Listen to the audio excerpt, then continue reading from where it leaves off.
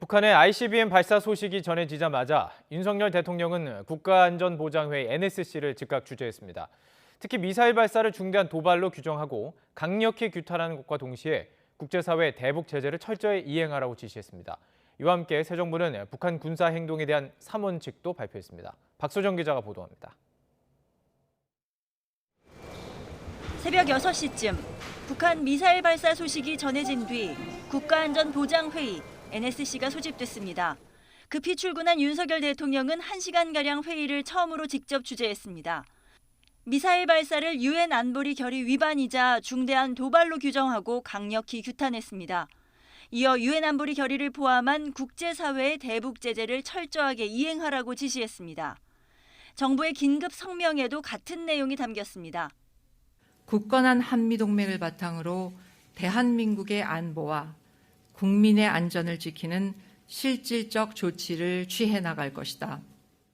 국가안보실은 북한의 도발 이유를 임박한 국내 정치 일정, 즉 지방선거에 개입하고 새 정부의 안보 태세를 시험해보려는 의도가 포함됐다고 분석했습니다. 바이든 대통령이 미국 영토에 들어서는 시점에 도발한 건 한미 모두에 던지는 전략적 메시지도 있다고 봤습니다. 북한의 군사 행동에 대한 3원칙도 새롭게 발표했습니다.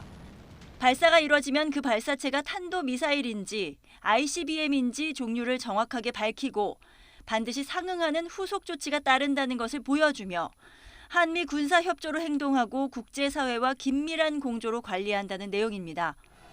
대북 강경 대응 원칙을 천명한 건데 문재인 정부와 뚜렷하게 다른 모습입니다. 한미 공조 조치도 즉시 이뤄졌습니다. 한미 외교장관이 통화를 하고 신규 유엔 안보리 대북 제재 결의안의 조속한 채택을 위해 공조하기로 한 데 이어 국가안보실장과 백악관 국가안보보좌관 통화에선 강력하고 효과적인 대응 방안을 조율하기로 했습니다. 북한이 이렇게 명백하게 안보리 결의를 계속 위반하는 상황에서 안보리가 더 이상 단호한 대응을 주저해서는 안 된다고 생각합니다.